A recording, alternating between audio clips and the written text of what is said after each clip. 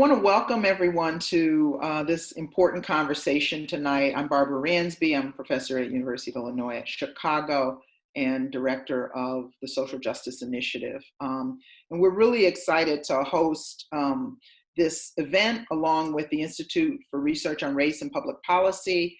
And the title of the conversation this evening is Understanding the Coronavirus Pandemic Through the Lens of Racial and Social Justice. And we have activists, we have elected officials, we have healthcare professionals to help us enter into this conversation because we want to add some context. We want to talk about the public health aspects of the coronavirus pandemic, but we also want to talk about the conditions that set the stage for what we're seeing now in our communities. So I'm really honored to have with us Dr. Linda Murray, who is the past president of the American Public Health Association, a well-known activist and healthcare advocate. We have with us Aislinn Pulley, who is with the Center, the Chicago Torture Justice Center. We have with us Alderwoman Rossana Rodriguez from the 33rd Ward.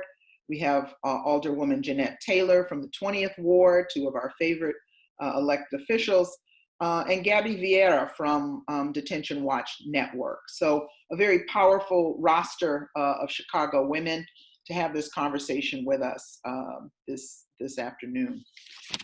So I also want to acknowledge my colleagues, Amanda Lewis and Yvonne Arenas for helping to pull this together, as well as Essence McDowell on the Social Justice Initiative staff.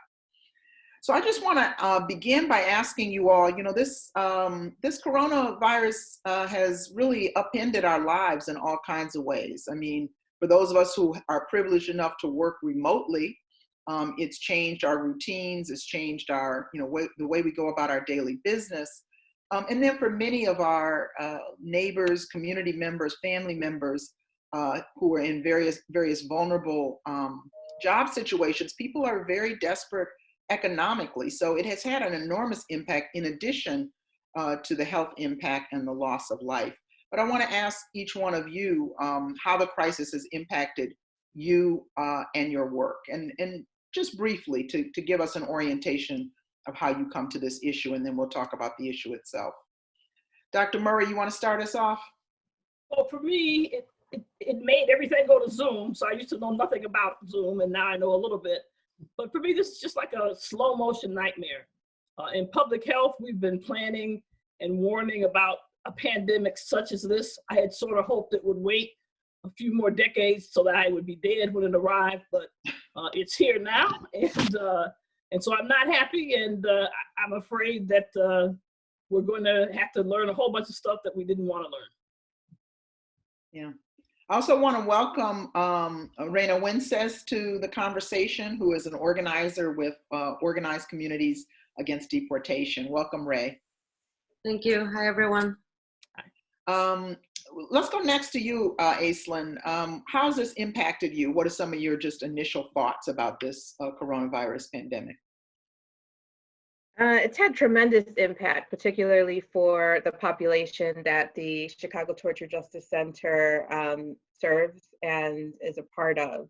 So we came out of the reparations ordinance that City Council unanimously passed in 2015, May 6th. So we're approaching the 5-year anniversary of that. We're the first center in the country dedicated to domestic torture survivors. And unfortunately, because of our population is disproportionately impacted by policing and mass incarceration, a number of our torture survivors are still incarcerated. Over 100 remain incarcerated. And so because of the increasing concern that COVID is having on populations that cannot physically distance, like people in incarceration and in detention, the concerns of survivors dying from COVID has increased dramatically.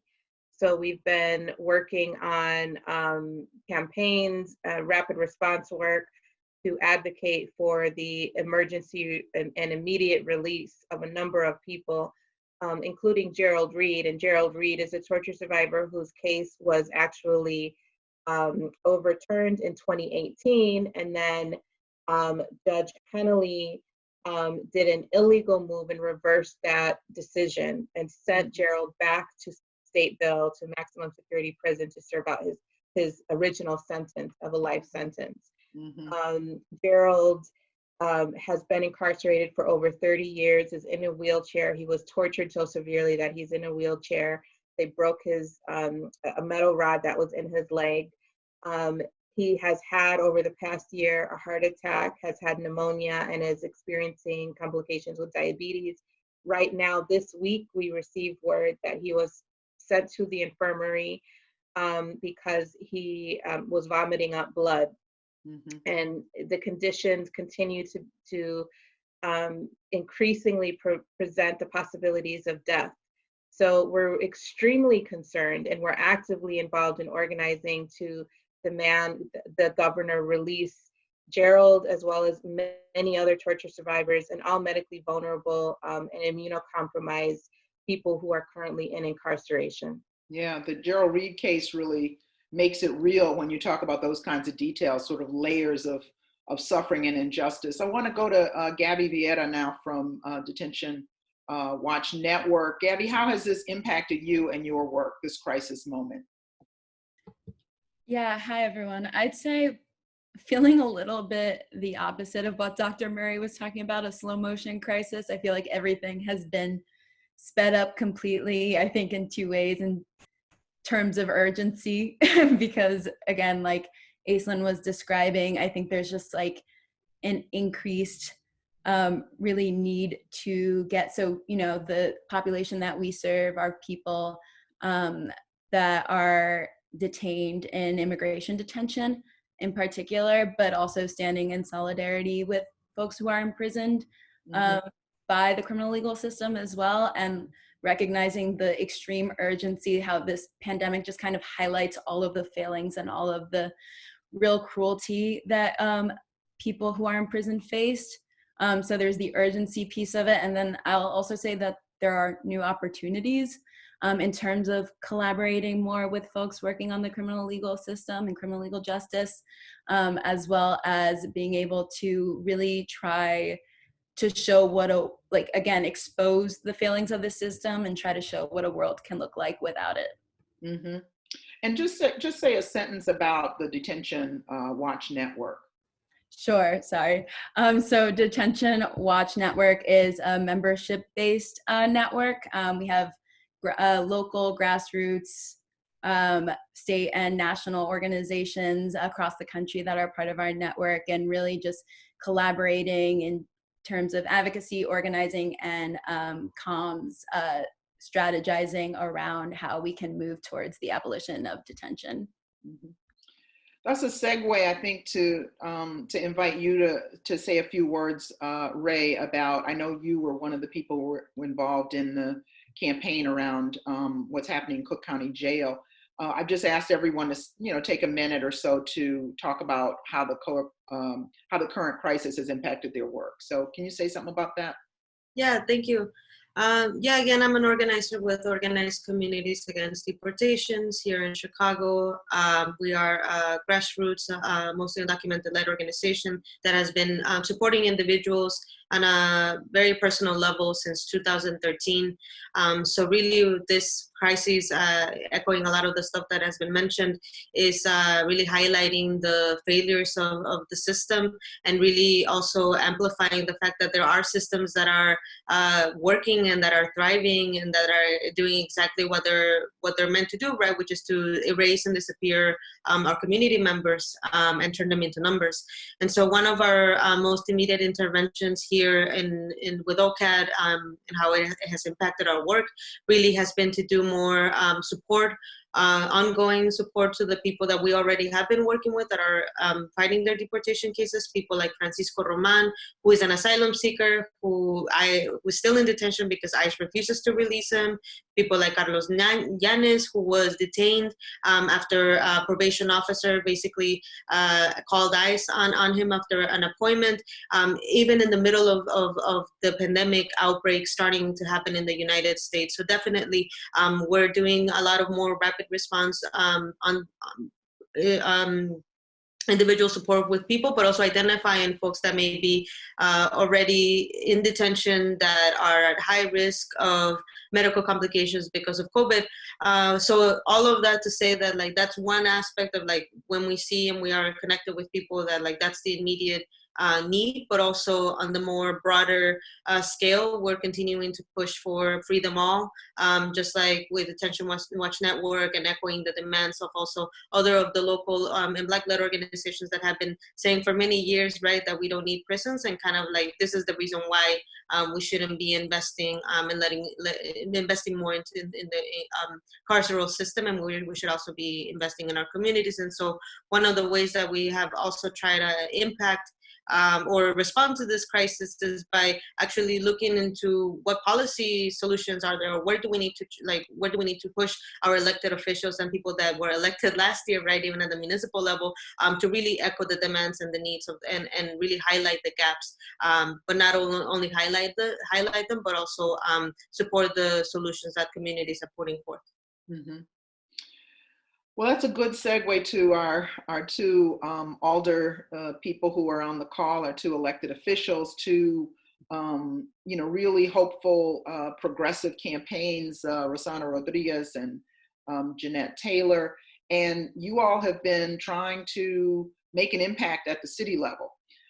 So how has the coronavirus pandemic impacted your work and your agenda in the city council? Either one. Rossana, do you want to go first? Sure. Well, I feel like since I got into office, it's been like putting out fires constantly, right? Like small fires here and there. Now it just feels like a huge wildfire where all of the issues that are related to the failures of having a social network, right? The failures of having resources available for everybody is just out naked. And we're responding to every one of these issues and trying to make sure that we are raising our voices and trying to get support at the city council level in a place that is not designed for people to take these stances, right? Because there's always a fight of power. Mm-hmm.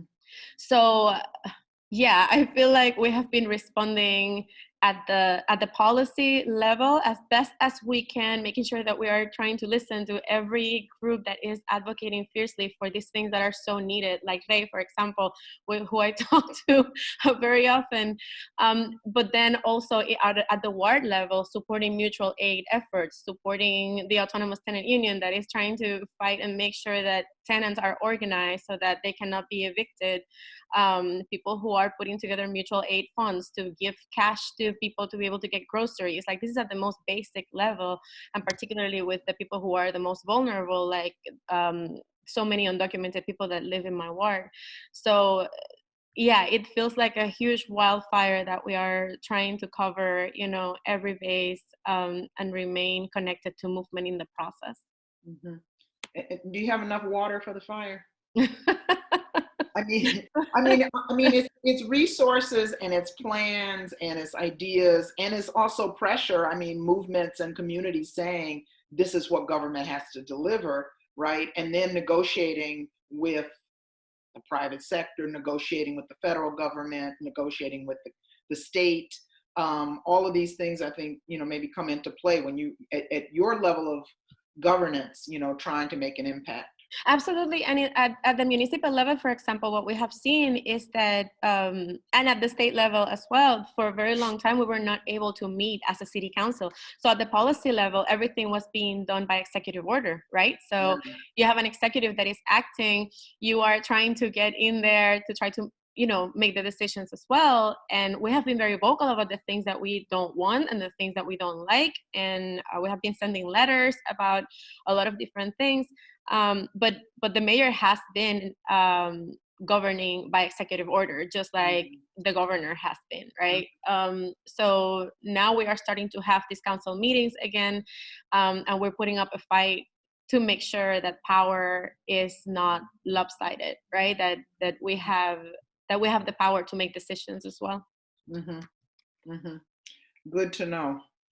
Alderwoman Taylor, can we turn to you now? What are some of your thoughts about what's happening in this moment, and how have you been experiencing it in the 20th Ward and virtually in City Hall? So you just really get to see the tale of two cities. The majority of the people who are dying in the United States are what? African Americans, who it's blame on our pre-existing conditions, but they don't talk about they pushing liquor stores in our community, how every restaurant in our community is able to sell tobacco and cigarettes and cigarillos, how every corner store in my community has flaming hots and chips, but you blame it on us. So again, we're the blame for the pandemic. And it just shows that I don't care. Chicago is one of the richest cities in the world, and we still can't figure out how to fund Black and brown communities. But in this case, you can evidently see that Black folks are dying more than any other race, and their answer is, give me executive power. And so I won't give away my power to anybody who doesn't have a plan for my community. And so it has moved slow. I'm in a ward that has historically ignored its constituents. I'm in the space now to make sure that my people are listened to. And so this is not helping, it's actually hurting.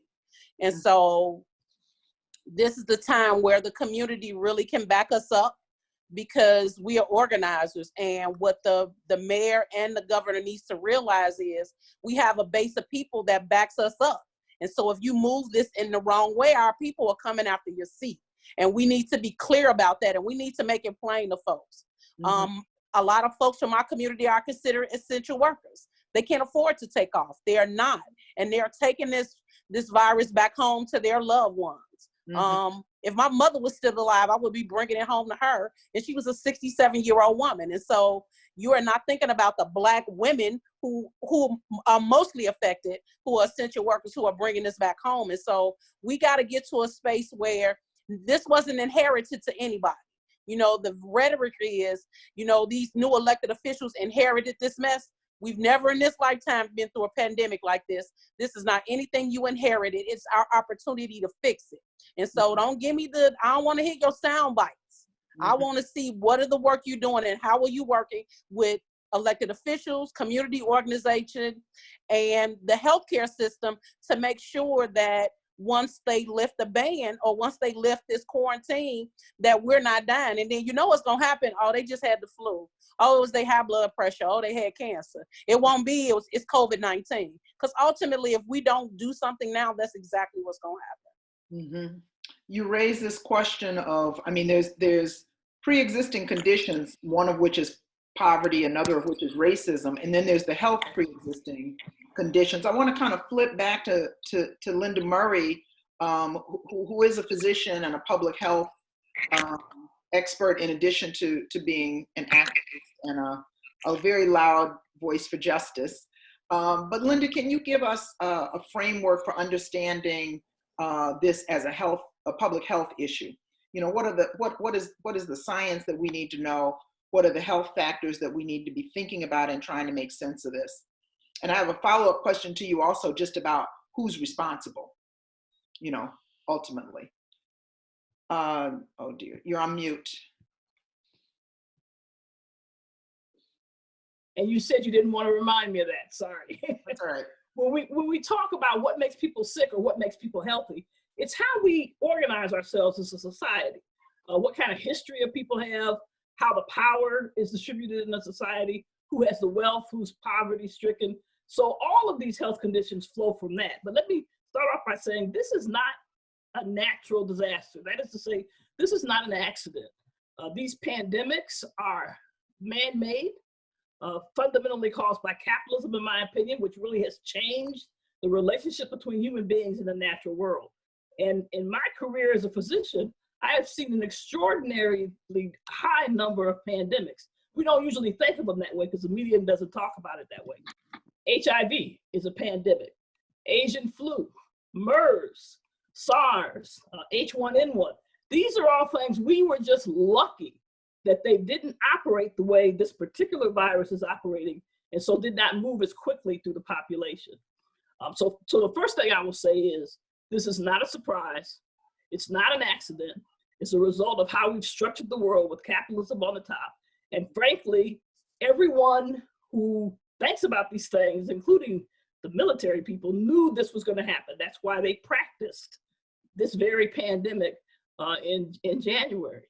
Mm-hmm. So that's the first thing we have to say. So we have to assign some responsibility for causing the pandemic in the first place. Mm-hmm. And then the question becomes, why does it spread the way it's spreading, and what can we do to stop it? Mm-hmm. And here I think people with power and privilege think that they can somehow escape the pandemic. That's why they don't care that the essential workers, it's not an accident that the essential workers are all low paid. Think about that. So when we talk about essential workers in this country, we're talking about who's picking the food, who's boxing the food, who's shipping the food, who's driving the bus. We're talking about working class people in jobs that are generally underpaid and under-respected. So the pandemic itself, as we're told every day by the politicians, is chugging along. We are going to be with this for several years until we have either an effective medicine or an effective vaccine. You would say several years, huh? Several years. That doesn't mean we're going to be exactly in the quarantine the way we are now for several years. What most people feel is going to happen is that the quarantines will be lifted a little bit, then the virus will go back up again. Don't forget, we call this a novel virus. What that means is human beings have never seen this virus before. All of us are susceptible to it, and only from what we can tell now in places like China or Singapore, we're talking about 3 or 4% of the people haven't been exposed. Mm-hmm. So we need to prepare ourselves as activists here to not think this is going to be over with in the fall, and to understand that now's the time. We don't have to wait. Now's the time to radically restructure society. It's not just about getting people fed. That's important. And we need to take that money and take it to where people are starving and give them the money they need. But we also have to immediately begin to restructure all of our systems: housing, education, health, job security, job workers' rights, safety and health issues. So that really means that as social activists, we have to suddenly work across all of the issues. We have to work together on all of these issues. We have to have sort of an organized plan to change completely how this country runs. Mm-hmm. That's a real invitation for any one of you, because I think I don't like the term silver lining, because this is such a tragedy and involves so much disruption and suffering. But there is a way in which disasters offer opportunities to think anew about possibilities. I mean, some of the things that some of you have been lobbying for, demanding prior to this, somehow seem a little bit more possible depending on the kind of movements that we develop. I mean, in some areas, people are being released from incarceration, from detention, not in the numbers that we need. But in some places, we've seen funds go toward things that we've been demanding. Again, this is being done in a stopgap and temporary manner, and also not, to the level that corporations are being bailed out. What kind of possibilities do you see in this moment? What kind of demands should movements be making? What kind of demands are your movements making? I'll just say, for me, Medicare for all should be common sense. Like, nothing more, nothing less. If there are a bunch of things that we never work out, making sure that everybody has access to health care is one of the things that we should be doing. And if any presidential candidate is not talking about that, I don't care what color you are, they should not get your vote. I'm sorry. Mm-hmm. So there are a bunch of things that we can do different, but definitely having access to Medicare. The thought that the state of Indiana has more tests than the state of Illinois and we have more people is outrageous. Yeah. But who says that? Who would say Bernie was right? Like, we can no longer let people get rich off healthcare. That should just be something they do it in other countries. It's like common sense. And so it's, my question is, or one thing that we should be pushing is, how do we organize together, all together? Not just in silos anymore. That, if this pandemic hasn't taught me anything else, it's, I can't decide whether I like you politically or not. I have to work with you regardless, because this is about the bigger picture. And it's not seeing this country going to erase Black folks, because that's what it looks like. Like Stevie Wonder could see what's happening. Look at the numbers. Look at the numbers across the country, not just in the United States. Look at the numbers in Spain and Italy. They're us. They Black people. And so is this a way to clear out Black people? Like that's my honest feeling. And I don't know no other way than to say anybody that is not talking about us being able to restructure and put education for all in place, Medicare for all in place, making sure that they erase the student debt, all the things that they could do, not giving people a year not to pay rent like gas. If they're not talking about that, we have elected the wrong people, and we need to really be organized and serious about putting our dollars behind people who will actually represent us and make policy that helps everybody, that doesn't hurt. Mm-hmm. You, both you and Linda mentioned the economic, and I want to add the issue of immigration and incarceration to that in a minute, and come to Reyna and Gaby. But I've been struck by the kind of exposure of some of the fatal flaws of a sort of capitalist market system, where you have governors, private hospitals, FEMA bidding against each other for life-saving ventilators on the open market, and the price of those ventilators going up, right? There's something wrong with that. You know, people having to worry about should they go to the doctor because they might not be able to pay for a test, or not even being able to deploy industry to make life-saving tests, life-saving protective equipment for healthcare providers. You know, there's something wrong with that way of organizing ourselves, it seems to me, and this crisis brings that into full relief. I mean, the other issue that has been brought into full relief is the inhumane treatment of immigrants and migrants, right? Of people being held in detention and having that turn into a death sentence. Reyna and Gaby, do you want to say a little bit more about that work and that issue? Yeah, I can give some context if Reyna then wants to go into more detail. So I'm not sure how much people are aware of the fact that the US government operates the largest immigration detention system in the world and just systematically deprives hundreds of thousands of immigrants, refugees, asylum seekers, their freedom while they just await determination for their immigration status or potential deportation. And detention for us, obviously, is already a really integral piece to a cruel immigration enforcement system. But yeah, now facing a public health crisis, its failings put both people in custody and the greater public at even more risk. People locked up in immigration detention are extremely vulnerable to the spread of infectious disease due to the deprivation of their liberty, their already deteriorating health while in detention, their physical proximity to others, and really just basic inability to take health and safety precautions under the conditions of detention, and the already horrendous record of substandard medical care in Immigration and Customs Enforcement, or ICE, and Customs and Border Protection, CBP custody. Meanwhile, facility staff and people who are newly detained, because yeah, like Reyna mentioned, they're still doing that, or even just transfer between facilities, can bring the virus into facilities, and staff can bring it back out into their communities when they go home. Thousands of medical professionals and advocates have been sounding the alarm since the pandemic really took hold in the US that immigrants are sitting ducks right now in a system that's notorious for abysmal sanitary conditions and fatally flawed medical care, and that has proven to get even worse during times of crisis. I'll name for now, like as of yesterday, ICE is reporting that there are 220 confirmed cases of COVID-19 among people in their custody, which is up from just 91 just 5 days ago, and 116 among their employees. But we know that even this is way underreported, because even given statements last week from the acting director saying that they've only tested about 400 people are admittedly not reporting on contract staff who help operate the facilities, and reports from our members on the ground who are telling us that hundreds more are being quarantined. So that's why we're saying, like, people, everyone needs to be released from detention now. And similarly, again, from prisons and jails and all cages that the government puts people in. And there have been some pretty powerful demonstrations around that here and around the country. Ray, do you want to add to that?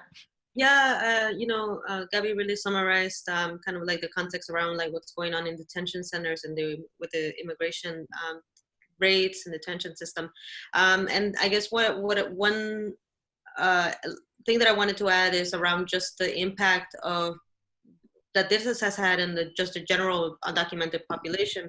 Like I mentioned, OCAD does work directly with supporting people in deportation proceedings, but an extension of that is also working with families, right, who may not be in deportation proceedings, but that are being directly impacted when a person is taken away from their home, and now they're undocumented, and their job, their restaurant where they work, or their employer lay them off, and now they don't have the means to pay rent, to get food. And so that's definitely one of the things that like has been, I think, for me, just very frustrating to see as a formerly undocumented person, like feeling again the way in which the government is blatantly invisibilizing millions of undocumented people that work every day, that like pay taxes every year, right? And now when these like crumbs that they're giving people, the stimulus checks, right?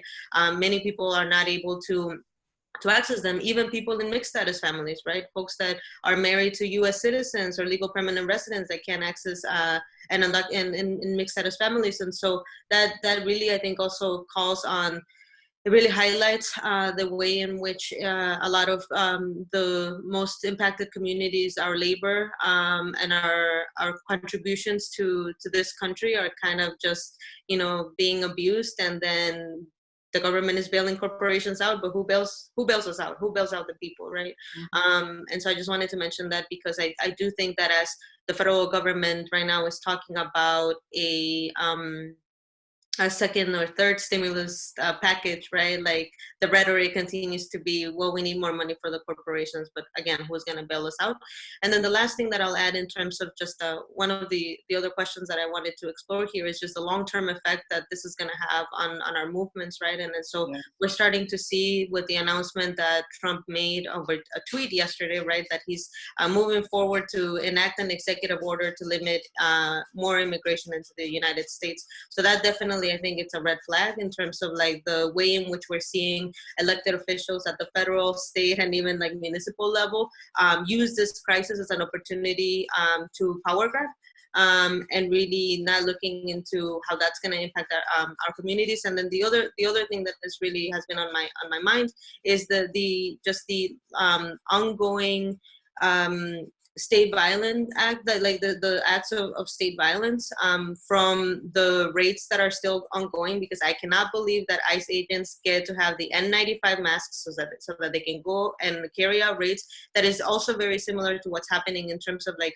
allowing local law enforcement run through our city and really go and target very specific communities. So I think like the tale of the two cities, but also the tale of the two countries, right? Like really what the system is showing us is that they're gonna come after Black and brown folks while the rich people get bailed out, and then they go on to have their lives and their states reopen, while who's gonna open our communities to a better life and dignity. And the way that conversations are going at the federal level, it seems that we need bolder elected officials to make those demands, because the way that I see it is that at least at the city level, we have created an atmosphere, an environment where social movements feel empowered to hold elected officials like Jeanette Taylor and Rossana and others in city council accountable.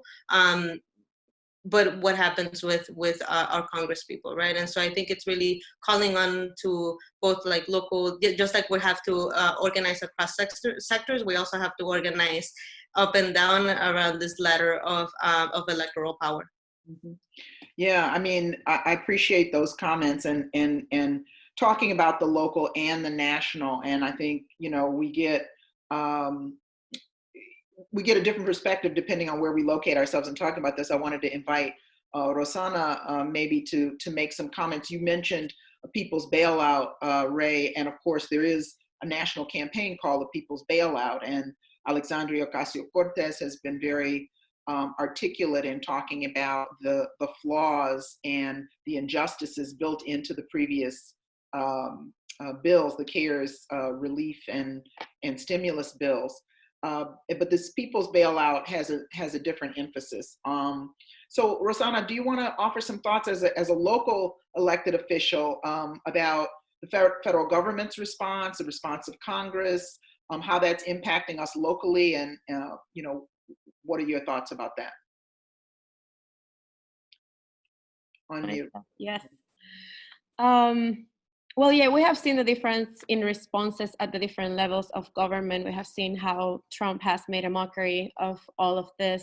We have seen how the CARES Act has ended up giving a lot more money, like a ridiculous amount of money to companies, and people have been left with one-time $1,200 checks for the ones that qualify for it. Mm-hmm.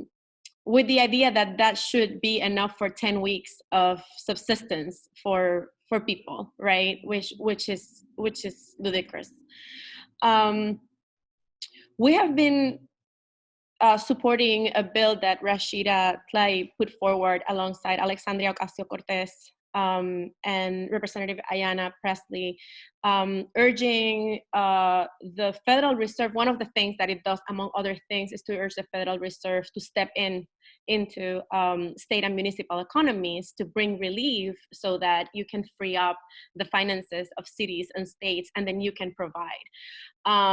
So definitely at the national level, we are talking about a bailout for the many, right? We are talking about the importance of making sure that the resources are out there. But again, it just falls short so many times. And right now what we're seeing is, for example, undocumented people are not going to be able to have access to any of this. The bill that Rashida has put forward would actually give money to people regardless of their immigration status, right? And we need to be pushing for bold legislation like that. We need to be active, and we need to be making sure that that kind of legislation becomes mainstream. It is a really hard fight, right? So, I mean, the response of the federal government has been at best mediocre and deficient. I would actually call it criminal. Not only because of the slow response that we have seen, the lack of allocation of resources. To me, that this has triggered a lot of memories about Puerto Rico after Hurricane Maria, and it has to do with that racism. It has to do with the rejection of the humanity of people of color. When Puerto Rico went through Hurricane Maria, the aid basically never got there. People were on their own, and that is what we're seeing here because of that lack of resources, right? It's the same story. Like I'm seeing here in my community how all of this mutual aid funds and projects start like blooming, and people start helping one another, and people become so resilient. But until when we are going to ask people to be resilient, which is the same pain that I had about Puerto Rico, which is like, oh yeah, Puerto Ricans are so resilient. Yeah, because we have been forced to be resilient all of our lives, right? But that is unnecessary. Jeff Bezos has made about $24 billion during this crisis. He has actually benefited of this crisis. Mm-hmm. He's making a killing. And we are still not being able to get the money that we need from the federal government in order to be able to have dignified lives, to survive. Because that's what we're talking about here. Who has the right to survive this? Right. Who has the right to survive? Yeah. So there's a lot of work that we need to be doing to push our elected officials at every level to demand these things, because there's some of us that are screaming and trying to scream really hard in order to get those things passed. But then there's people that are not saying anything, right? And people in positions of power, like for example, the mayor of Chicago, I have not heard her say at all anything related to making sure that that J.B. Pritzker, the governor of Illinois, can lift the ban on rent control so that we can enact a rent freeze and provide relief to people here, right? they're not demanding these things, and we need to push them. We need to push them to make these demands mainstream and make them the go-to place, right? So that we can get the relief that we need. I appreciate that you brought in Puerto Rico, because that has been in my mind as well. You know, the callous disregard and even denial of the number of deaths that occurred as a result of that. I think, you know, what we're hearing in this conversation, this is not a colorblind crisis. This is not a class neutral crisis. It is a crisis that's causing enormous suffering, and it's bringing into relief many pre-existing social conditions as well as health conditions. Aislinn, can you speak to a little bit more the question of the economic impact? You know, anybody can be stricken, but of course it is poor people, working class people, people who don't have the luxury to work remotely or stay home. You know, there was an article in the New York Times on Sunday about inequality, right? And how there are people who have the privilege to stay home and not even realizing the vulnerability of those folks who are delivering the groceries to facilitate their convenience, right? Another wealthy person is going to ride out the coronavirus on their yacht. You know, just extreme examples of the economic disparity, the wealth disparity that underlies this. Aislinn, I know this is an issue you think about and talk about a lot. Can you talk to the economic aspect of this a little bit? And then I want to circle back to Dr. Linda Murray to talk about government responsibility, because mutual aid, as Rossana was saying, it's important. It's what communities do, right? We take care of our people. On the other hand, it can't be something that allows us to let the government off the hook for what they owe to our people. Aislinn, do you want to comment on the economic dynamics of the crisis? Yeah, I mean, I think already we've seen that there have been over 22 million people file for unemployment. It's a lot of people. Yeah, and that, you know, is enormous. That's astronomical. So we know that this crisis is severely impacting poor people and people who are going to be forced into poverty as a result of being forced into unemployment. The $1,200 stimulus check also is not applicable to formerly incarcerated folks. So there's a whole layer of people who are the most vulnerable, who are the most in need, who will not get even the crumbs that the government has been pushed and forced to give out. I think the economic impact that we're seeing just with regards to the oil market today and as of last night is a huge indication of what could possibly be not just a global economic recession, but potentially a depression. And this is the consequence of the crisis of capitalism, which at its heart is a system that is based on a kind of anarchy when it comes to allowing, you know, the uber wealthy and the billionaire class to do as it will in order to expand their wealth at the expense of the immense majority. And in this moment, I think so many people have already spoken to this today on this panel. This has uncovered how barbaric the founding principles of capitalism truly are, and how they operate with normality, with a level of brutality that is inhumane. Literally, it's causing death. It is causing needless death. And this crisis further exposes that in some of its rawest forms. The fact that in Chicago, over 72% of the population who has died from COVID is Black, yet we only represent 30% of the population, is an indication of how racial capitalism plays out in our daily lives on every single level with regards to health disparity, income disparity. We know that in Chicago, which is one of the largest, if not the most segregated big city in this country, health apartheid mirrors segregation.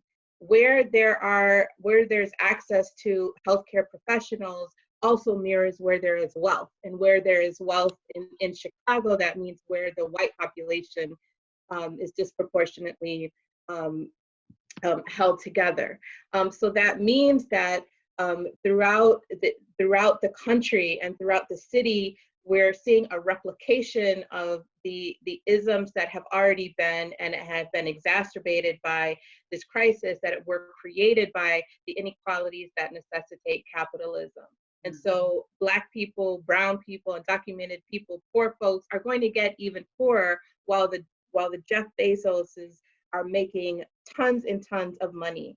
The fact that our healthcare equipment and our PPEs are being auctioned off basically, and governors are having to meet people in alleyways like what happened here in Chicago in order to negotiate getting personal protective equipment is barbaric. It's barbaric, and it reveals that this is a created catastrophe. We absolutely have the money. We are the richest country in the world. We absolutely have the money and the means to be able to provide the protective equipment to not just our healthcare workers, but to the entire population. We saw CPD and other police districts in the country are arresting people and pulling them off of public transit for not having protective masks. Provide them with masks. People are doing this in other countries. Instead of arresting folks, they're actually distributing the protective equipment and cleansers at bus stops, at train stations. This is how we need to reorganize society. The way that it's going now is a disaster, and it's a manufactured disaster. You know, we've talked about racial divisions, the racial disparities. We talked about the class disparities, the citizenship status disparity, and there's also a gender disparity. I've been also impacted by the way in which the statistics show us some of the most vulnerable members of the population are women workers, people doing care work, low paid home health workers, house cleaners, others who don't, again, have the luxury to stay home, overwhelmingly women of color. Dr. Murray, you spoke earlier about the importance of holding government accountable. We talked about that a little bit, national and local level. What are we missing in terms of a bigger context for seeing this, or maybe even a historical context? Do you want to? We have to ask ourselves, what do we want the role of government to be? Yeah. The government isn't of the people, by the people, and for the people. They don't care about the people. Our government, and most governments in the world today, are really protecting the capitalist class. So we have to understand that. So we have in this country farmers plowing under their fields, pouring out milk because that's for a market in the restaurant industry, which is closed now. So we should be asking ourselves, we are not going to be able to survive this pandemic in any kind of reasonable way without having a government that represents the people stepping in. That means that you take the food that we're plowing under and you distribute it in the cities and towns where people are need food and are starving. You know, we have 20,000 children in our city that don't even depend on the school system for their food. We have to ask ourselves, what about the global South? What do we think is happening in India right now as this pandemic spreads, or through other countries of the global South on the continent of Africa, where we're going to have widespread famine and deaths just from starvation? So we have to understand that our job as people who live in this country is to make the government do what we want it to do, which is help people. We're not asking for a bailout. This country was built by people that work here, and we should take those riches and distribute it in a way that allows people to survive. I think that's the basic. I'm not interested in the stimulus package. The banks don't need stimulus. I don't care what happens to the banks. In fact, they ought to take the first hit for this.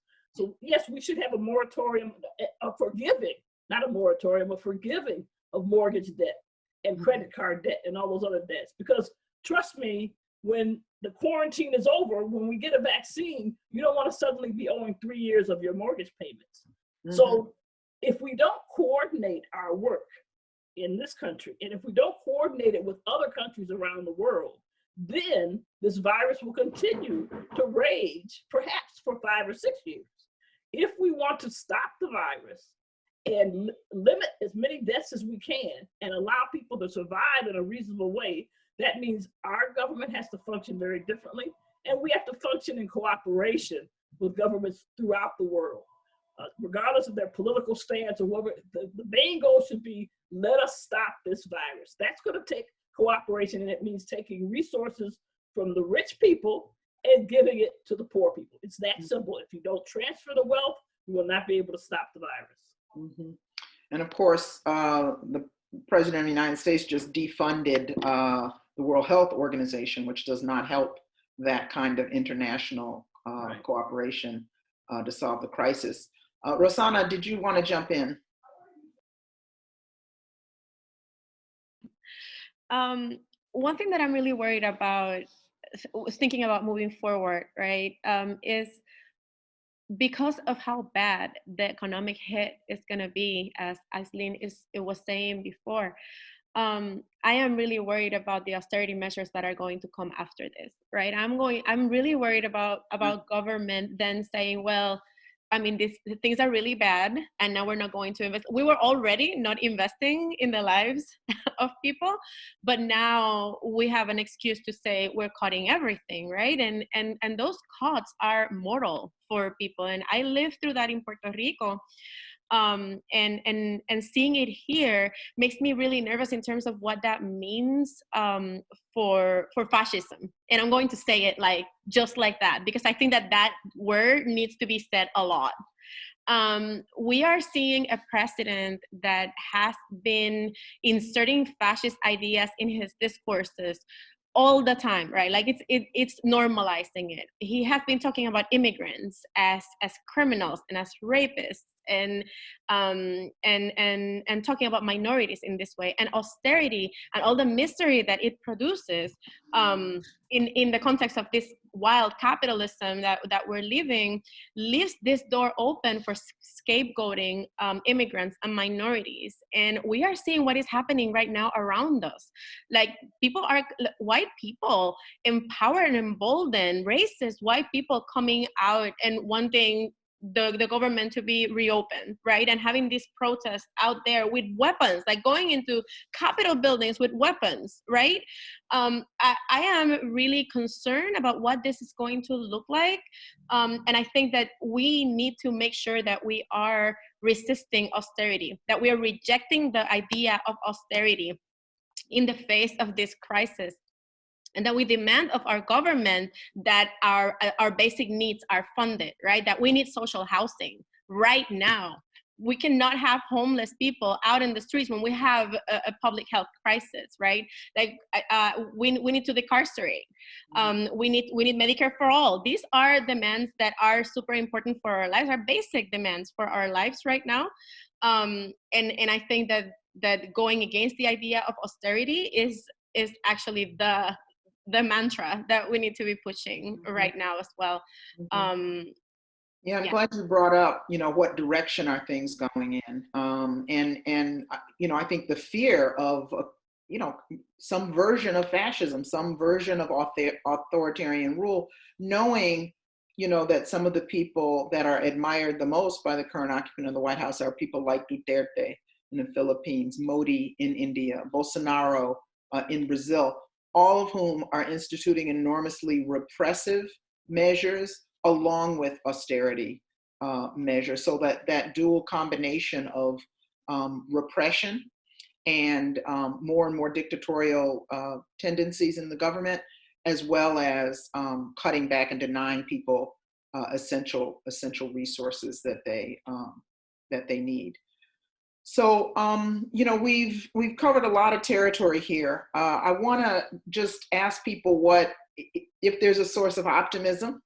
We talked about mobilizations that are going on. I mean, I've been impressed by, just really creative protests on the part of organizers around, decarcerating healthcare workers who have stood 6 feet apart with masks on, demanding, a more responsive reply to their needs and to the needs of their patients. Is there anything that people are optimistic about, or any sort of final messages to listeners that you would like to share as we begin to wind down a little bit? Who would like to go first?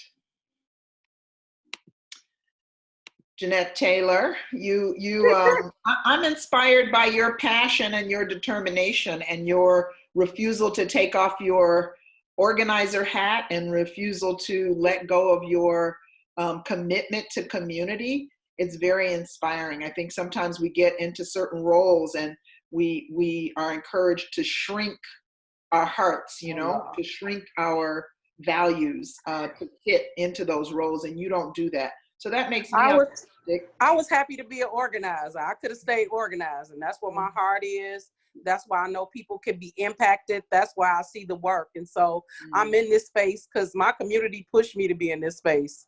People in the community said, please stand up and fight for us. And so I don't have a choice. And I'm one of them menopausal ladies. I'm too old to change now, so I'm not going to do it. And so for me, I'm inspired that there are people like you and people on this call who are willing to work together to, while we talk about what happens in our different silos, us being able to work together. So that inspires me. I'm ready for us to do this work, but I'm also ready to push folks in my community to say, this is why we vote. This is why we get together. This is the opportunity. You see what 45 doing. He's doing everything he can to get rid of people like us, because that's what this is, an attempt to get rid of the 99%. And you can call it what you want to. You can say it any way you want to. But when I look at the numbers, when I look at the statistics, when I look at what's happening around this country, there is no way in the world that we get these people have executive order to do whatever they want to, and they choose to continue to line the pockets of their friends, the 1%. And so how do we work together to collectively to say, okay, yeah, I live in my comfortable house. I can social distance. I don't have to do anything. Yes, you do. It's our responsibility and duty to support folks and support each other. I get so sick of people who come into our spaces and like, I want to organize you. No, organize your own people. Because apparently they don't got it together. Don't come organize us. Organize your own. And ask us for what we need. I am so tired of people assuming. Don't assume that y'all got the answer. We don't. My lived experience makes me who I am. And so I can say to a system that we need health care for all. I need to be able to walk to a clinic and get the test. I make more money, but I don't want that bill. I know what's going to happen once I get that test. Whether positive or negative, that comes the bill. That should not be my worry. That shouldn't be it. Me having to pay my rent, my life, that should not be my worry. My worry should be, how do I live? And how do we continue after this is over? And so I'm ready for the fight. I'm ready to social distance protest. I ain't getting no weapons because that ain't my thing. I'm due. But I'm ready to take down this racist system that says it's okay for us to build your country. It's okay for us to work these low wages jobs. And then when you got an opportunity to right your wrongs, you still won't do it. That can't happen. And you see more opportunities to organize in this period. So I do. We all at home. You got a reason to answer your phone. You ain't going nowhere. You're in the house. We got more opportunities. They're not available. Exactly. It's the time for us to have those hard conversations. Yeah. America is as racist as the day is long. And when we can get past that notion and say, hey, this is what the problem, but talk about the solution, we gonna come out stronger. Aislinn, I want to go to you. You have something to offer in terms of organizing around public health issues. Yeah, I think that, over the past 40 years with the rise of neoliberalism globally, specifically in this country, we've seen the decimation of our public health care system, which is also another component and consequence of the crisis of capitalism. And that makes our current hospital system and healthcare system so untenable to handle this pandemic. We've lost over 200,000 public health workers over the past 40 years. Now is an opportunity to organize, to prepare for the attempt of austerity measures to come through and to fight to defeat it. We have a real opportunity to defeat neoliberalism and the train that it's been on for the last 40 years and push and demand not only Medicare for all, but universal health care, number one, and the reopening and expansion of our public health care system. We need it. This crisis right now should make it as plain as possible that the decimation of our public health care system is deadly and it impacts every single person's life in this country.